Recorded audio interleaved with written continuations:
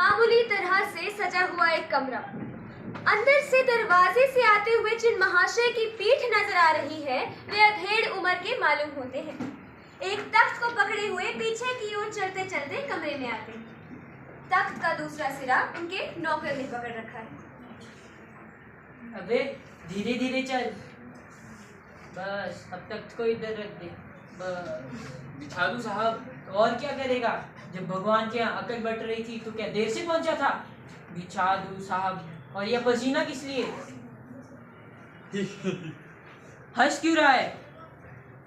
अरे हमने भी अपनी उम्र में बहुत कसरत की है, कलशों से नहाते थे लोटों की तरह। ये तख्त क्या चीज है? अब जा बहू जी से चद्दर मांग के ले आ जा, और धोबी के पास से जो चद्दर धुल के आई थी उसे भी ले आ जा। नौकर जाता है। बाबू साहब इस बीच में मेज पोश ठीक करते हैं। एक झाड़न से गुलदस्ते को साफ करते हैं। कुर्सियों पर भी 2-4 हाथ लगाते हैं। सहसा घर की मालकिन प्रेमा आती है। उनके पीछे पीछे भीगी पिंडी की तरह नौकर आ रहा है, खाली हाथ। बाबू साहब दोनों तरफ देखने लगते हैं। अरे मैं कहती हूँ तुम्हें इस वक्त धोती की क्या जरूरत पड़ गई? अभी तो जल्दी जल्दी में। धोती? हाँ, अभी तो बदल कर आए थे, फिर न जाने किस लिए। धोती तुमसे मांगी किसने? अरे वही तो कह रहा था रतन। अबे रतन, तेरे कान में क्या डाक चली गई है? मैंने बोला था कि धोबी के पास से जो आई थी उसे ले आ। अब तेरे लिए दूसरा दिमाग कहाँ से लाऊं? अच्छा छोड़ो, सुन, जो पूजा वाली कोठरी है ना, वहाँ पर एक लकड़े का बक्स पड़ा है, उस पर कपड़े धुले हैं और उसमें से एक चद्दर ले। और धोती? दरी दरी यही पड़ी है, तो जा चद्दर। और रुक, वहाँ से हारमोनियम भी ले आई हो, जा। रतन जाता है। तुम्हारी बेटी, वो तो मुंह फुलाई बैठी है। मुंह फुलाए? और तुम उसकी माँ। तुम्हारा कुछ काम होना चाहिए। तुम उसे समझाओ, अगर कुछ ऊटपटांग हो गया, शादी टूट गई तो मुझे मत दोष देना। तो मैं क्या ही करती, इतने जतन करके तो थक गई। तुम्ही ने उसे पढ़ा लिखा कर सिर चढ़ा कर रखा है। बस हमारा समय बढ़िया था, बस आ ई पढ़ ली, गिनती सीख ली और ज्यादा से ज्यादा स्त्री सुबोधिनी पढ़ ली। अरे स्त्री सुबोधिनी में तो ऐसी बातें लिखी हैं कि ये तुम्हारी BA और MA की पढ़ाई होगी। उफ, आजकल के तो लक्षण ही अलग है। वह क्या? फोन बाजा होता है ना? क्यों? एक होता है इंसान का बनाया हुआ, बजाएंगे रोक भी सकते। दूसरा भगवान का बनाया हुआ।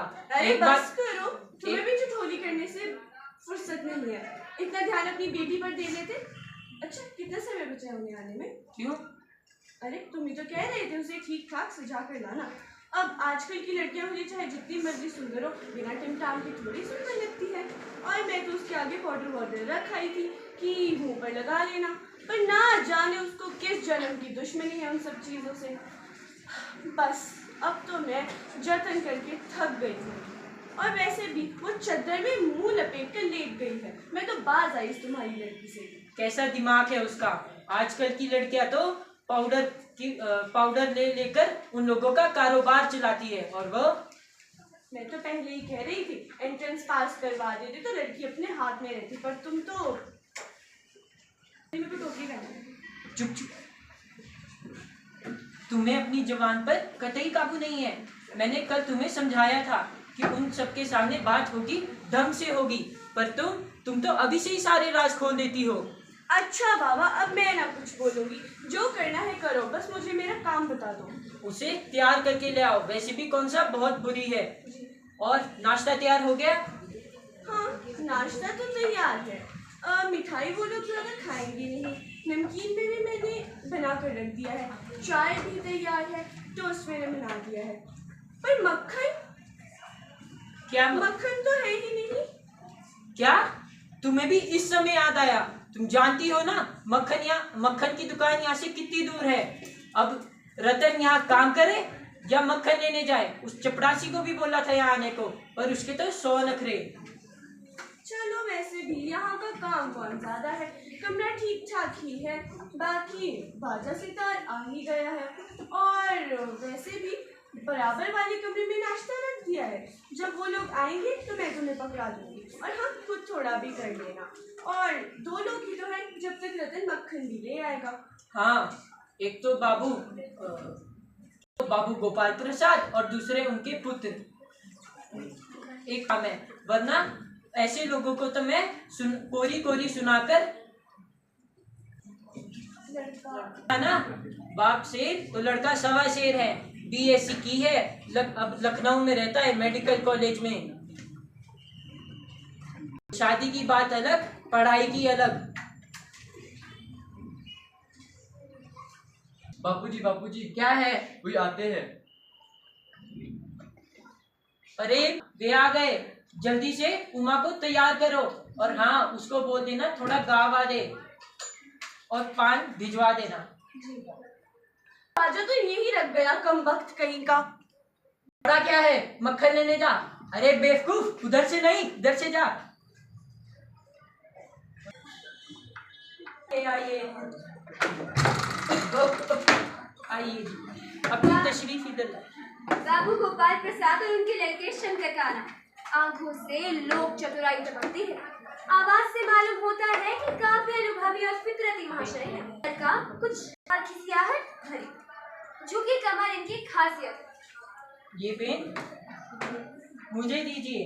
और मकान ढूंढने में कोई तकलीफ तो नहीं हुई?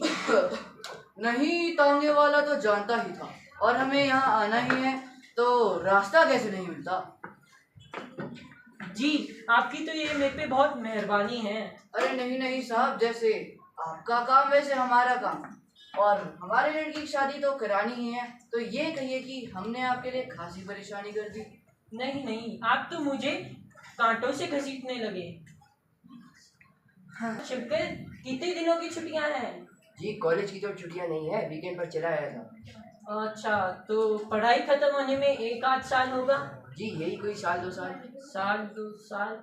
जी वो क्या है ना, मैं 1 साल का बाहर गया अरे था। नहीं, ये बड़ा मजाकिया है। बात यह है कि शंकर 1 साल बीमार हो गया था। अब क्या करे, इन लड़कों को भी इसी उम्र में सारी बीमारियां सताती है। और एक हमारा ज़माना था कि दर्जनों कचौड़ियाँ उड़ा जाते थे, लेकिन फिर भी जब खाने बैठते तो भूख वैसी की वैसी ही। उस टाइम कचौड़ियाँ भी तो 1 पैसे की 2 आती थी। अरे वो तो ज़माना ही रंगीन था। 4 पैसे में ढेर सी भलाई आती थी। अकेले 2 आने हजम करने की ताकत थी। और आजकल तो स्कूल में कई खेल भी आ चुके हैं। उस जमाने में ना कोई बैडमिंटन जानता था, टेनिस भी नहीं जानता था, और ना ही बैडमिंटन। और उस समय हमने 1 आध लोगों को क्रिकेट या हॉकी खेलते हुए देख लिया था। और मजाले की कोई कह सके ये लड़का कमजोर है।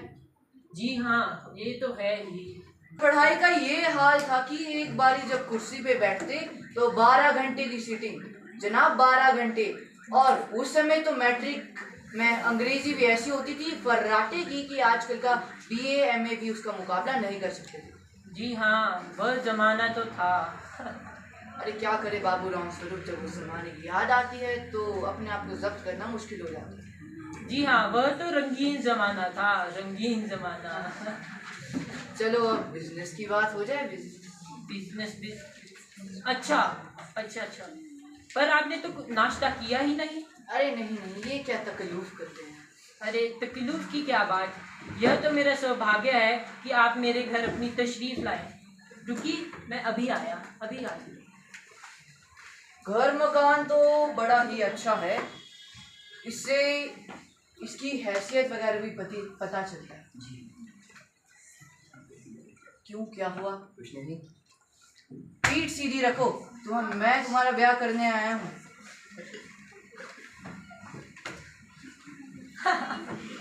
आप हिंदुस्तानी चाय देंगे या विलायती? अरे नहीं, मुझे आधा दूध और आधी चाय दीजिए। क्यों, और ज़्यादा चीनी भी डालिएगा, क्योंकि आजकल का ज़माना मुझे पसंद ही नहीं है। एक तो चाय में पानी बहुत ज़्यादा डाला जाता है और चीनी तो सिर्फ नाम की, तो इसका जायजा ही क्या है। जी सुना है सरकार अब ज्यादा चीनी लेने वालों पर टैक्स लगाएगी। अरे नहीं, अगर सरकार को अपनी आमदनी बढ़ानी है तो उन्हें सिर्फ एक चीज़ पे टैक्स लगाना होगा। वह क्या? अरे खूबसूरती पर टैक्स। अरे वो क्या है ना कि खूबसूरती पर टैक्स लगाने से उनकी आमदनी बढ़ती है और हर एक महिला पे छोड़ दिया जाएगा कि उनकी हर एक महिला चाहिए कि वो अपनी खूबसूरती के स्टैंडर्ड को कैसे माफिक करेगी। जी हाँ, हमारे जमाने में तो यह बात उठती नहीं थी। अरे जी नहीं साहब, बिल्कुल भी नहीं। आपका क्या ख्याल है शंकर बाबू किस मामले में? कि शादी में खूबसूरती का कितना मान होना चाहिए? अरे नहीं नहीं, शादी में लड़की का सुंदर होना निहायत जरूरी होना चाहिए। एक बार को हम और आप तो मान भी जाएंगे, लेकिन घर की औरतें कभी राजी नहीं होगी। जी हाँ। और ये तो ठीक है ना? जी हाँ, यह तो आप अभी देख ही लीजिएगा। अरे देखना क्या है, जब बातचीत हो चुकी है तो इसे एक रस्मी समझिए। ये तो आपकी बड़ी मेहरबानी है मुझ पर। और जायचा तो मिल ही गया होगा। जी, जायजा तो मिल ही जाएगा। ठाकुर जी के चरणों में रखा तो समझे मिल ही गया। ये बात आपने बिल्कुल ठीक कही जनाब, बिल्कुल ठीक। लेकिन ये जो मेरे कानों में भनक पड़ी हो तो गलत है ना? क्या? कि लड़की का पढ़ा लिखा होना लड़की बिल्कुल भी जरूरी नहीं है। हमें उसके नखरे तो झेलने ही नहीं है, ना उसको मालकिन बनाना है। ज्यादा से ज्यादा लड़की मैट्रिक पास होनी चाहिए। जी हाँ, कोई नौकरी तो करनी नहीं। नहीं नहीं, नौकरी का तो सवाल ही नहीं है। हाँ, और कई लोग मुझसे आकर ये भी कहते हैं कि जब लड़कों को BA MA तक पढ़ा है तो लड़की भी ग्रेजुएट ढूंढिए। लेकिन कौन समझाए इन अकल के ठेकेदारों को कि कौन झेलेगा उनके नखरे। मालकिन तो हम बनाएंगे नहीं। और वैसे भी शेर के बाल होते हैं, शेरनी की नहीं। मोर के पंख होते हैं, मोरनी के नहीं। और मर्दों की दाढ़ी होती है, औरतों की नहीं। ये बात आपने बिल्कुल ठीक की। इसका मतलब यह है कि इस संसार में कुछ स्थान ऐसे हैं जो केवल मर्दों के लिए है, औरतों के लिए नहीं। जी हाँ, बात तो आपकी सही है। बाबू, चाय और लीजिए। जी नहीं, मैं पी चुका हूँ। और आप? अरे नहीं नहीं, बस खत्म भी कीजिए। आपने तो कुछ खाया ही नहीं। चाय के साथ टोस्ट, वह मक्खन। अरे कोई बात नहीं, टोस्ट वोस्ट तो मैं वैसे खाता नहीं। सिगरेट मंगवाऊं? जी जी। अरे नहीं नहीं, रहने दीजिए। पान लाना तो।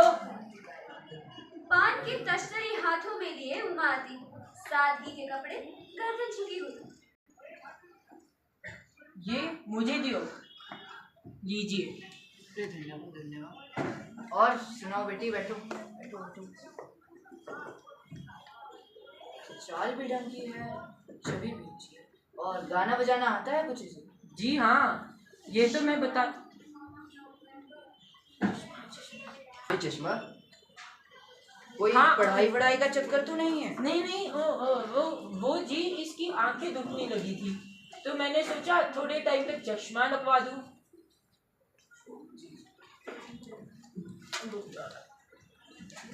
चाल भी ढंग की है, छवि भी ठीक है। गाना बजाना आता है कुछ? जी हाँ, गाना तो बजा लेती है, सितार और हारमोनियम भी। अपने बाजे के पास जाके बैठ जाओ। तुम उठो सिया श्रृंगार करो, शिव धनुष राम ने तोड़ा है। तुम उठो सिया श्रृंगार करो, शिव धनुष। क्या हुआ उमा, रुक क्यों गई? अरे बस बस भाई साहब, रहने भी दीजिए। वैसे भी आपकी बेटी बहुत अच्छी गाती है। बैठो बेटी बैठो।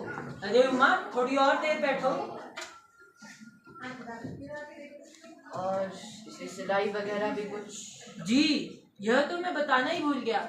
सिलाई, एक पूरे घर की सिलाई का जिम्मा तो इसके ही हाथों में। यह जो कमीज देख रहे हैं, ये भी इसी ने सिली है।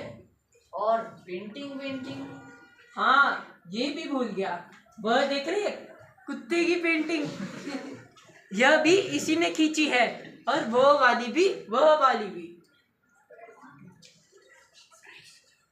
और इनाम भी कुछ जीते हैं इसमें? जी हाँ, इनाम तो अरे जरा रुकिए, इसे भी जो कुछ बोलने का मौका दीजिए। उमा, देखो क्या बोल रहे हैं, बोलो। अब क्या जवाब दूं बाबूजी? जब कुर्सी मेज बिकते हैं ना, तो दुकानदार कुर्सी मेज से नहीं पूछता, सीधा खरीदार को दिखला देता है। पसंद आई तो ठीक है, वरना उमा, उमा, अब मुझे कह लेने दीजिए बाबूजी। और ये जो महाशय मेरे खरीदार बनकर आए हैं ना, जरा इनसे पूछिए कि हम लड़कियों के दिल नहीं होते? क्या हमें चोट नहीं लगती? क्या कोई बेबस भेड़ बकरियां हैं जो कसाई अच्छे से देखभाल कर। बाबूराम स्वरूप, आपने मुझे यहाँ पर मेरी इज्जत उतारने के लिए बुलाया है? जी हाँ, और क्या हमारी इज्जत नहीं उतर रही जो आप इतनी देर से नापतोल किए जा रहे हैं? और जरा पूछिए अपने इस लाडले साहबजादे से कि ये पिछली फरवरी में गर्ल्स हॉस्टल के इर्द गिर्द क्यों घूम रहे थे और किस तरह वहां से भगाए भी गए थे। Girls hostel? क्या तुम कॉलेज में पढ़ती हो? जी हाँ, मैं कॉलेज में पढ़ी हूँ और मैंने BA किया है। कोई गलती नहीं की, कोई चोरी नहीं की और ना ही कोई जुर्म किया है, और ना ही आपके इस लाडले की तरह मैंने कायरता दिखाई है। कम से कम मुझे अपनी इज्जत का तो ख्याल है, अपने मान सम्मान का तो ख्याल है। जरा पूछिए इनसे किस तरह ये नौकरानी के पांव पड़कर वहां से भागे थे ताकि ये बच सके। बाबूजी चलिए। अरे रुकिए बाबूराम स्वरूप, आपने मेरे साथ दगा किया है। आपने कहा कि आपकी बेटी केवल मैट्रिक पास है, लेकिन ये तो कॉलेज भी पास कर चुकी है। उमा, चलो बेटी चलो। अरे जाइए जाइए, जरूर छड़ी कहाँ जाइए। है?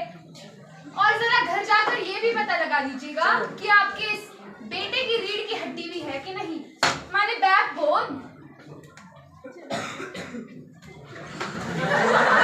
बाबू गोपाल प्रसाद के चेहरे पर बेबसी का गुस्सा है और उनके लड़के के गुलासा पर। दोनों बाहर चले जाते हैं। बाबूराम स्वरूप कुर्सी पर धम से बैठ जाते हैं। उमा सहसा चुप हो जाती है। प्रेमा का घबराहट की हालत में आना। उमा, उमा रो रही है। उमा क्या हुआ? बापूजी, बापूजी, मक्खन।